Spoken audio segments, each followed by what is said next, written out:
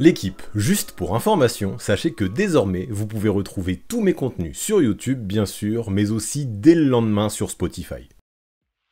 Hello la team, j'espère que vous allez tous très bien. On arrive à la fin de l'été, fini, maintenant, mon top 100 all-time, il est temps de passer à autre chose. Et encore une fois, aujourd'hui, exceptionnellement, on va partir sur un sujet que j'ai choisi moi-même, sans passer par un sondage Insta. Ça ne veut pas dire que je vous oublie, les votes vont revenir très vite, ne vous en faites pas, ça se peut même qu'il y en ait un qui soit en cours actuellement. Donc si vous voulez décider des prochains thèmes, des prochains sujets, dans les prochaines vidéos, n'hésitez plus, venez me rejoindre là-bas sur Instagram. Je vous donne le pouvoir, là-bas, sur le canal, et ce serait vraiment dommage de pas en profiter. Mais bref, là on va se pencher sur une question qui me trotte dans la tête depuis quelques semaines. Qu'attendre de l'équipe de France pour l'Eurobasket 2025 ? Parce que mine de rien, les Bleus sortent d'un cycle hyper contrasté. Une médaille d'argent historique au JO de Tokyo en 2021, un échec retentissant au Mondial 2023, et derrière, une autre médaille d'argent à domicile lors des Jeux de Paris en 2024. 3 compétitions, 3 visages différents et une impression générale, celle d'une équipe qui cherche encore sa véritable identité. Et justement, cet Euro 2025, c'est peut-être l'occasion parfaite de faire une vraie transition et de savoir à peu près vers où la nouvelle génération peut aller. On a un groupe jeune qui monte en puissance, on a encore quelques cadres solides et surtout un contexte particulier. Une Europe qui n'a jamais été aussi relevée, entre la Slovénie de Doncic, la Serbie de Jokic, la Grèce de Yanis, l'Espagne éternelle, l'Allemagne championne du monde en titre et j'en passe, personne n'arrive en terrain conquis pour ce tournoi. Et la vraie question, en fait, elle est simple. Est-ce que la France a déjà les armes dès maintenant pour frapper tout de suite, ou alors doit-on faire preuve de patience pour les imaginer viser plus haut? Eh bien, si vous voulez mon avis, installez-vous bien, c'est exactement ce que l'on va décortiquer ensemble dans cette vidéo.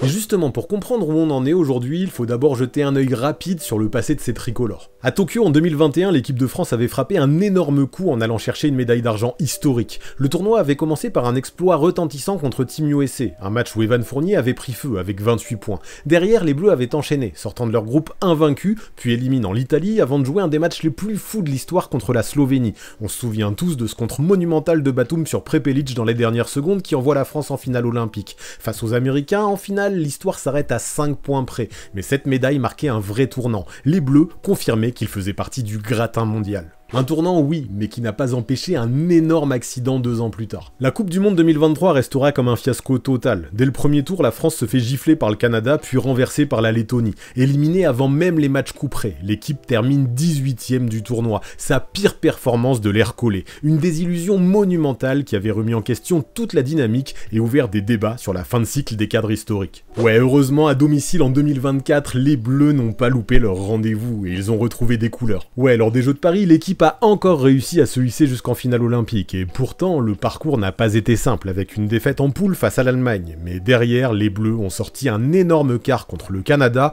puis une revanche héroïque contre l'Allemagne, championne du monde en titre. En finale, les tricolores ont longtemps tenu tête aux Américains, portés par un Stephen Curry incandescent, avant de céder dans le Money Time. Résultat, une 2e médaille d'argent olympique consécutive. Alors oui, il y avait de la frustration, mais il y avait surtout une immense fierté, d'autant que c'était la dernière grande aventure en bleu pour des monuments comme Batum ou De Colo. Au final, en 4 ans, l'équipe de France a tout connu. Des moments magiques, une désillusion totale, mais au final quand même 2 médailles d'argent olympiques. Une équipe en fait en transition permanente, qui constamment semble fermer un cycle pour en ouvrir un autre. Et plus que jamais, là, j'ai l'impression, après Paris 2024 et la fermeture d'un nouveau cycle, cette équipe rentre encore dans une vraie période de transition. La première grande nouveauté, c'est le banc. Après 15 années de règne, Vincent Collet a laissé la place à Frédéric Fautou. L'ancien meneur de Pau et coach de Bourg prend les commandes jusqu'aux Jeux de Los Angeles en 2028. Sa mission est claire, préserver ce qui a fait la force de l'équipe de France, son socle défensif, mais y ajouter une touche plus moderne, plus fluide, un basket total pensé pour valoriser la jeunesse qui monte. Il s'appuie sur un staff qu'il connaît par cœur et débarque avec une vraie volonté de fédérer. Et cette passation sur le banc s'accompagne également d'une passation sur le terrain.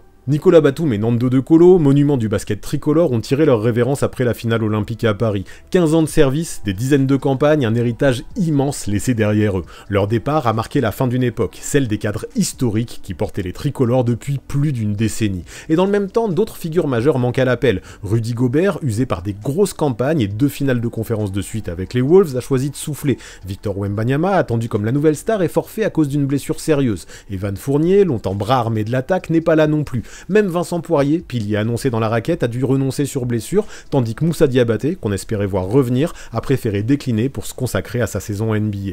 Résultat, la raquette est décimée et c'est une ligne intérieure profondément renouvelée qui doit s'imposer. Et dans ce contexte, un homme a réellement repris le flambeau, Guerschon Yabusele. Nouveau capitaine, le natif de Dreux incarne la passerelle entre 2 générations. Lui qui s'était envolé sur la tête de LeBron James en finale olympique porte désormais officiellement le brassard avec la mission de guider les plus jeunes. À l'entraînement, il parle d'une intensité incroyable, d'un groupe qui bosse dur et qui ne se cache pas. Les ambitions sont claires, viser haut, viser le podium, viser même l'or, pourquoi pas. On a l'équipe pour, il a dit, et il le répète, conscient que son rôle est autant de rassurer que de tirer le collectif vers le haut. Et en fait, c'est ça que je trouve super intéressant, c'est que malgré tous les bouleversements, l'ADN et les ambitions ne changent pas vraiment. La France veut rester une nation qui compte, elle veut confirmer qu'elle fait toujours partie du cercle des favoris, même avec des absents de marque, et c'est bien ça qui rend cette équipe si intrigante. Entre un coach neuf, un capitaine qui prend une nouvelle dimension et une nouvelle génération qui frappe à la porte, les Bleus ne viennent pas pour faire de la figuration. Pour l'Euro, leur objectif reste le même depuis 15 ans, viser les sommets. Alors est-ce qu'elle en est capable cette team? Eh bien justement, on va essayer d'y répondre, en commençant par analyser l'effectif qui va rentrer en piste pour cette compétition. Les Français arrivent à l'Eurobasket 2025 avec un roster de 12 joueurs, un mélange de jeunesse NBA et d'expérience européenne.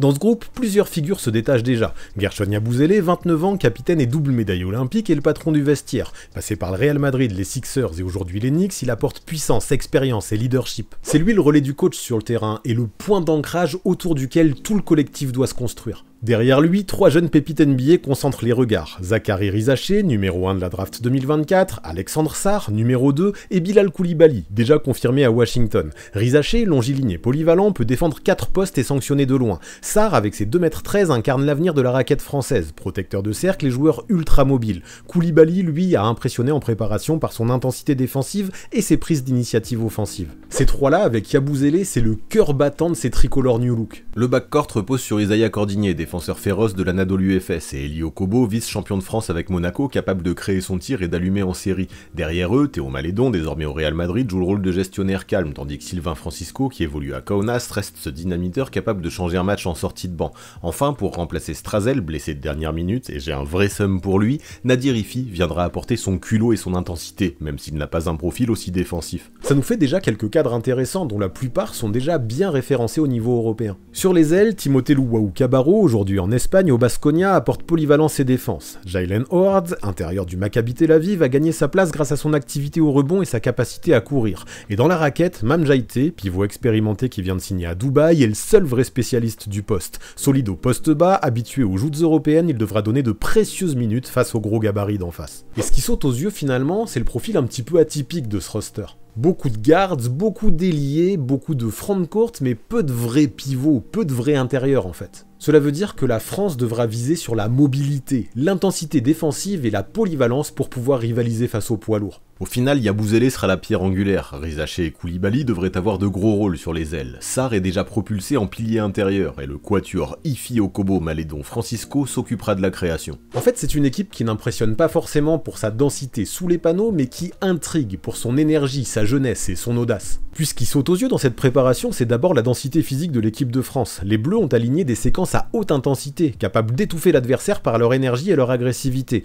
Alex Sarr, Guerschon Yabusele ou encore Mam Jaité ont imposé leur présence dans la raquette, pendant que les joueurs athlétiques multipliaient, eux, les courses et les efforts défensifs. Ça, franchement, ça donne un premier aperçu plutôt intéressant du niveau d'intensité qu'on pourrait s'attendre à observer pendant l'Euro. Collectivement, en plus, le rebond a été un vrai point fort en prépa. Dans les victoires face à l'Espagne, à la Grande-Bretagne ou au Monténégro, on a vu une équipe capable de verrouiller les ballons aériens et de repartir vite en transition. Même sans Wembanyama ni Gobert, la France a montré qu'elle pouvait dominer l'impact physique d'un match, et c'est bon signe. Et encore plus quand on sait que ce secteur était vu comme l'une des potentielles plus grosses faiblesses de ce roster au départ. Autre signal encourageant, la profondeur de banc. Francisco, Ify, Malédon, Howard, chacun a eu son moment fort en prépa. Le banc n'apporte pas seulement de l'énergie, il apporte aussi des solutions variées, du playmaking, du shoot, de la défense, parfois même du leadership dans le money time. On n'est pas vraiment sur un 5 majeur figé, mais plutôt sur une rotation capable de bouger, de surprendre et de changer de rythme. Fotou finalement a des dizaines de solutions et c'est un vrai luxe. Entre nous, je pense d'ailleurs que le manque de densité et de profondeur dans le secteur intérieur va nous amener à voir beaucoup de small ball. Et puis il y a les résultats aussi, 5 victoires en 5 matchs, dont 2 face à l'Espagne, le rival historique, et 1 face à la Grèce. Une préparation invaincue avec un comeback mémorable à Bercy, symbole d'un groupe qui ne lâche rien. C'était beau à voir et ça permet d'avoir un minimum d'ambition. Mais bon, stop de ne soulever que le positif, même si ça me hype, car il y a aussi des zones un peu plus grises. Les pertes de balles par exemple restent un vrai danger. Dans plusieurs matchs, notamment face à l'Espagne, les Bleus ont offert des points faciles sur des passes mal calibrées ou des séquences de précipitation. C'est le genre de détail qui peut coûter cher en tournoi, surtout dans les fins de match serrés. Et là-dessus, on ne pourra pas se contenter de dire qu'on s'en fout et que ça va passer tout seul. Les Bleus, à l'Euro, s'ils veulent se montrer à la hauteur, n'auront pas le choix. Ils devront se montrer disciplinés. Pareil au niveau du tir extérieur, c'est également trop irrégulier à mon goût. On a vu du 5 sur 29 à 3 points à Badalone, une stat trop faible pour une équipe qui doit sanctionner quand le ballon circule. Rizaché, Okobo, Francisco, Koulibaly ou Ify ont montré des éclairs, mais la constance n'est pas encore suffisamment là. C'est typiquement ce genre de faiblesse en fait qui peut enfermer cette équipe dans des séquences trop brouillonnes. Des temps faibles, comme pour chaque équipe, notamment au niveau de l'adresse, on en a vu, et il y en aura d'autres pendant le tournoi, c'est normal. L'important, dans ces moments-là, sera de réussir à garder la tête hors de l'eau, en évitant par exemple de donner trop de points aux adversaires sur des balles perdues bêtement. Et puis il y a l'excès de confiance auquel il va falloir faire gaffe. Avec une préparation réussie, le danger est de croire que tout est déjà parfaitement en place.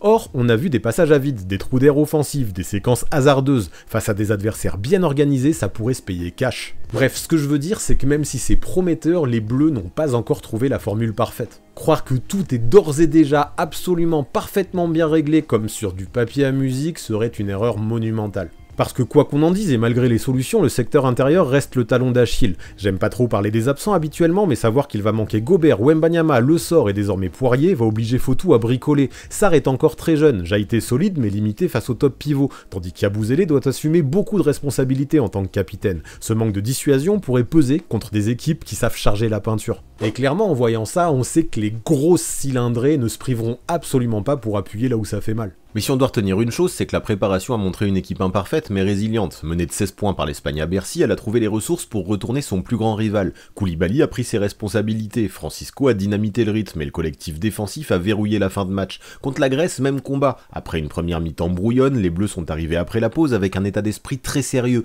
une défense rugueuse et moins de pertes de balles. Ce sont des victoires de caractère qui en disent long sur l'état d'esprit du groupe. L'attitude est bonne, je trouve, et globalement, c'est peut-être finalement ce qui compte le plus avant d'entamer cette Euro. Mais pour en savoir plus et comprendre un petit peu mieux comment ça va se dérouler, il est temps de regarder le fonctionnement de cette compétition. Parce qu'un Eurobasket, il faut le savoir, ce n'est pas juste quelques matchs à la volée de façon hyper condensée comme les Jeux Olympiques, c'est un marathon. Le tournoi commence le 27 août et se termine le 14 septembre. Il dure donc 2 semaines et demie et réunit 24 équipes réparties en 4 groupes de 6. Chaque équipe affronte donc les 5 autres de sa poule et seules les 4 premières continuent l'aventure ensuite. Ça c'est la phase de poule avant que n'arrive la phase d'élimination directe, avec les huitièmes, les quarts, les demi et bien sûr la grande finale. Dans cette phase c'est quitte ou double, tu n'as plus le droit à l'erreur, chaque défaite peut te renvoyer à la maison. D'où l'importance de bien finir dans sa poule au départ pour éviter de se taper un gros adversaire dès les huitièmes, ce serait compliqué. D'ailleurs, les groupes seront éclatés entre 4 pays hôtes. Le groupe A à Riga en Lettonie, le groupe B à Tampere en Finlande, le groupe C à Limassol à Chypre et le groupe D à Katowice en Pologne. Une répartition qui permet de faire vivre la compétition dans plusieurs atmosphères différentes,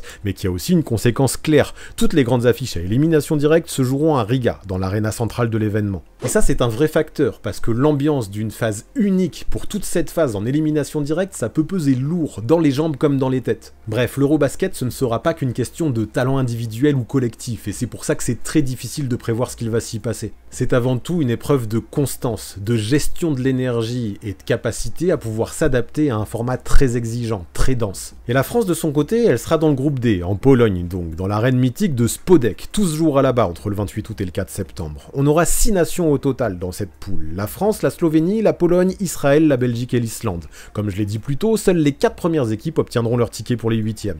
Il faudra faire attention parce que chaque rencontre comptera fort, un faux pas pourrait vite modifier la suite du tableau en cauchemar. Et la Slovénie menée par Luka Doncic reste évidemment l'adversaire numéro 1. Le meneur des Lakers arrive affûté comme jamais, avec énormément de kilos en moins par rapport à l'an passé, et déjà des cartons en préparation. Le souci par contre pour eux, c'est que derrière lui, l'effectif semble plus fragile qu'avant, avec un collectif qui peine parfois dès que Luka va souffler. Néanmoins, ce que je veux retenir, c'est qu'avec un joueur de ce calibre, la Slovénie peut battre n'importe qui, n'importe quand. Évidemment donc, le France-Slovénie sera le choc le plus important du groupe D, un match à ne manquer sous aucun prétexte. Faut pas oublier que Luka Doncic a été un gars capable de planter 47 points en pleine tronche des Français il y a 2 ans. Quel que soit le niveau de ses coéquipiers, à lui tout seul ou presque, il peut aller chercher la win sur un coup de chaud. Ensuite, la Pologne, pays hôte, sera elle aussi un bel os à ronger. Demi-finaliste surprise en 2022, elle compte sur son capitaine Mateusz Ponitka pour rallumer la flamme. Son expérience, son volume de jeu et son adresse extérieure en font le véritable moteur de l'équipe. Mais coup dur, Jeremy Sohan, l'autre star de la sélection, est forfait sur blessure.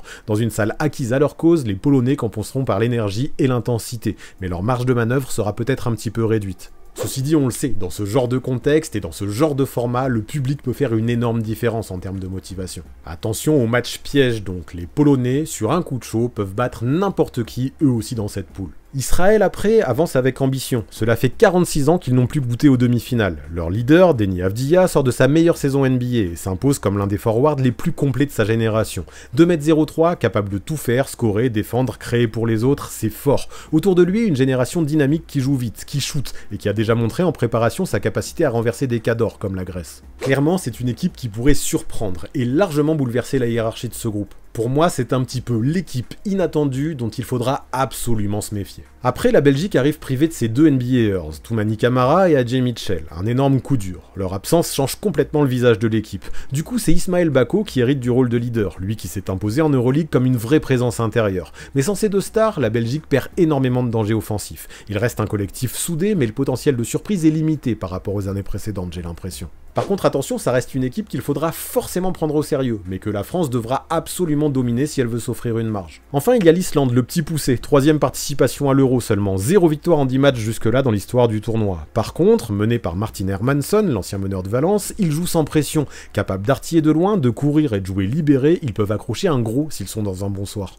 On le sait, ce genre d'outsider adore jouer le rôle d'empêcheur de tourner en rond. Maintenant, globalement, la France a les armes pour finir dans les 2 premiers du groupe, mais la Slovénie de Doncic reste redoutable. La Pologne sera boostée par son public, Israël possède un vrai danger avec Avdija, et la Belgique peut encore créer un match piège. Le message est simple, bien entamer la compétition est crucial. Un bon départ sécurise la qualif et permet d'éviter un gros morceau dès les 8e. Un mauvais départ et le chemin vers les médailles devient immédiatement plus compliqué. Pour les Bleus, la compétition devrait monter crescendo, et ce groupe D, ce sera un premier vrai test grandeur nature. Sauf qu'après, si ça passe, pour la phase éliminatoire, évidemment, il y aura quelques très gros morceaux encore. Hors du groupe D, pour moi, la Serbie se présente comme l'immense favorite. Une super préparation, plus de 100 points inscrits de moyenne, et un effectif qui aligne Nikola Jokic, Bogdan Bogdanovic et Nikola Jovic. Le Joker en patron, parfois discret au scoring, mais toujours proche du triple-double, avec derrière lui une profondeur de banc qui permet à Svetislav Pešić de faire tourner tout son roster sans trembler. Autant dire qu'avec cette armada, tout le monde s'attend à les voir au strict minimum sur le podium. Et pour être totalement honnête, j'ai limite l'impression que tout autre résultat différent d'une médaille d'or serait super décevant pour cette sélection serbe. Après, il y a l'Allemagne aussi, qui arrive avec le statut de champion du monde en titre. Dennis Schröder, MVP du mondial 2023, est encore aux commandes, entouré des frères Wagner et d'un collectif parfaitement huilé. En préparation, ils ont dominé la Turquie, accroché la Serbie et montré que leur sacre n'avait rien d'un accident. C'est une équipe solide, capable de contrôler le tempo et d'imposer son rythme à n'importe quel adversaire. Franchement, si on cherche une valeur sûre en Europe depuis pas mal d'années en plus, difficile de passer à côté d'eux. Allemagne-Serbie, si on ne veut pas prendre de risques, c'est limite la finale la plus attendue. L'Espagne après, même si c'est plus tout à fait pareil qu'à l'époque, c'est toujours une référence. 21 qualifications consécutives dans le top 8 de l'Euro, 7 podiums de suite. Même si l'effectif a perdu de l'expérience, même si Scariolo vit son dernier tournoi à la tête de la Roja, cette équipe reste terriblement compétitive. Le jeune Santi Aldama prend le rôle de leader offensif, bien entouré par les frères Hernan Gomez et un collectif qui ne lâche jamais rien. On sait très bien que quoi qu'il arrive, il faut s'attendre à retrouver les Espagnols dans la deuxième phase. La Lituanie de son côté reste fidèle à sa tradition, taille, intensité, discipline. Jonas Valanciunas est encore le pilier de la raquette, prêt à enchaîner les doubles-doubles. Même sans Domantas Sabonis, cette sélection a du vécu et sait comment aborder un tournoi de ce calibre. C'est un pays qui vit basket, qui joue toujours au-dessus de ses moyens quand l'enjeu grimpe, quand l'enjeu monte. Il faudra donc faire gaffe à eux. Mais l'Eurobasket, c'est aussi les stars NBA qui débarquent pour marquer le tournoi. Giannis Antetokounmpo veut ramener la Grèce sur le podium pour la première fois depuis 2009. Lauri Markkanen est en feu avec plus de 40 points de moyenne sur certains matchs de préparation avec la Finlande. Kristaps Porzingis revient en pleine forme avec la Lettonie. Le nouveau Hawk sera le fer de lance de son équipe devant son public à Riga. Et puis il y a Alperen Şengün aussi, la nouvelle force de la Turquie, capable de sortir des lignes de stats complètes dignes de Jokic ou de Sabonis. Ça fait énormément de superstars et ça promet beaucoup d'affiches de folie, clairement. Alors oui, la France arrive diminuée pour cette compétition, mais avec ce qu'on a vu contre l'Espagne, avec l'expérience de ses cadres et la montée en puissance de jeunes prometteurs, les Bleus restent considérés, à mon avis, dans le cercle des outsiders. Le truc, c'est qu'entre la Serbie, l'Allemagne, l'Espagne, la Lituanie et toutes ces stars disséminées dans les autres nations, le plateau est monstrueux. Et c'est pour ça que chaque détail comptera, parce qu'à ce niveau, la différence entre un podium et un fiasco peut se jouer sur un seul match, voire même une seule possession. Maintenant, d'après le dernier Power Ranking de la FIBA, la France figure dans le top 3 des favoris de l'Eurobasket 2025, juste derrière la Serbie et l'Allemagne. Les bookmakers, eux aussi, placent les Bleus autour de la 3ème place avec une cote proche de plus 500 pour décrocher l'or. Ça montre bien que malgré les absences, cette équipe reste considérée comme une vraie menace pour le titre. Mais à ce niveau-là, on le sait, faire partie des prétendants sur le papier ne suffit pas, il faut aussi assumer ce statut sur le terrain. Les Bleus devront construire très vite un collectif fiable, capable de résister à la pression des phases finales. L'absence d'intérieurs dominants comme Gobert ou Wemby peut peser face à des nations armées dans la raquette, comme la Serbie avec Jokic ou l'Allemagne avec ses big men athlétiques. Et c'est exactement dans ces rencontres-là que la France devra prouver qu'elle a le coffre pour exister jusqu'au bout. Le scénario le plus réaliste pour moi, c'est d'imaginer les Bleus finir dans le top 4 selon comment se dessine leur tableau. Avec leur équilibre entre jeunesse et expérience, avec cette dynamique positive en préparation, tout semble réuni pour qu'ils soient dans le dernier carré. Et si la cohésion continue de grandir au fil de la compétition, si la défense retrouve cette identité qui a fait la force des grandes générations françaises, alors l'or n'est pas non plus complètement inaccessible. En fait, l'absence de vrais superstars dans cet effectif peut peut-être être vue comme une opportunité. Celle de forcer le groupe à trouver une réelle unité sans totalement dépendre d'un joueur providentiel sur qui tout va reposer. Et si cette cohésion-là se construit, d'un coup, tout peut devenir possible, pourquoi pas. En fait, elle est là pour moi la carte la plus intrigante de ces Bleus pour cette compétition, la jeunesse.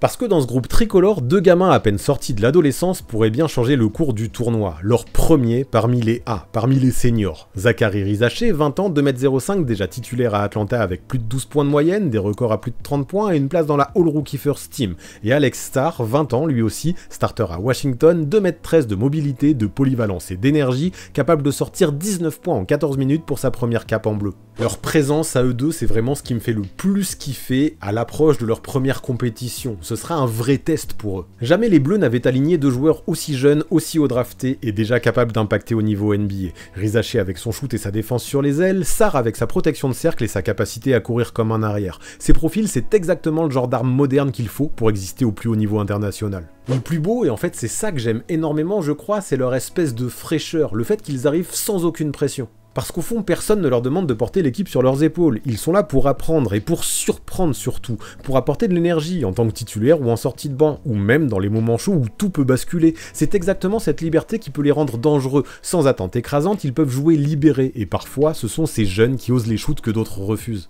Et vous le savez comme moi, on l'a vu des fois dans d'autres sélections, c'est ce genre de pari, de potentiel qui peut transformer totalement le tournoi pour une équipe. Rizaché et Sarr incarnent cette transition générationnelle. Ils viennent bousculer une hiérarchie encore portée par Yabusele ou Cordigné, mais ils le font avec une fraîcheur qui électrise le groupe. Dans un effectif diminué par l'absence de grosses stars NBA, leur insouciance et leur audace deviennent un facteur X, une inconnue excitante mais qui pourrait faire toute la différence si la France veut aller chercher un truc bien. Parfois, ce sont justement les plus jeunes qui écrivent les plus belles histoires. C'est bien pour ça aussi que dans la même veine, mais avec un tout petit peu plus d'expérience, j'ai hâte de voir ce que va faire Bilal Koulibaly. Il aura bien plus de responsabilités que lors des derniers JO, où c'était son premier vrai grand test, et vraiment, j'ai l'impression que cette jeunesse, ça peut être un joker pour les Bleus. Alors si l'on fait le bilan, la France aborde cet Eurobasket 2025 comme une équipe en pleine transition, mais encore redoutablement armée. Le groupe a perdu des figures majeures, et pourtant il reste l'un des favoris de la FIBA. Ça montre bien que les experts sont conscients de l'aspect prometteur de ce roster, même s'ils ne possèdent pas de joueurs de la trempe d'un Giannis ou d'un Jokic. Même si sur le papier ils sont affaiblis, les tricolores possèdent encore une aura et une certaine légitimité au plus haut niveau. Ils ne seront pas à prendre à la légère malgré la jeunesse de l'effectif. Le mélange des générations et la montée en puissance des gamins rend pour moi cette équipe super excitante à suivre. suivre, surtout avec un nouveau coach comme Fotu.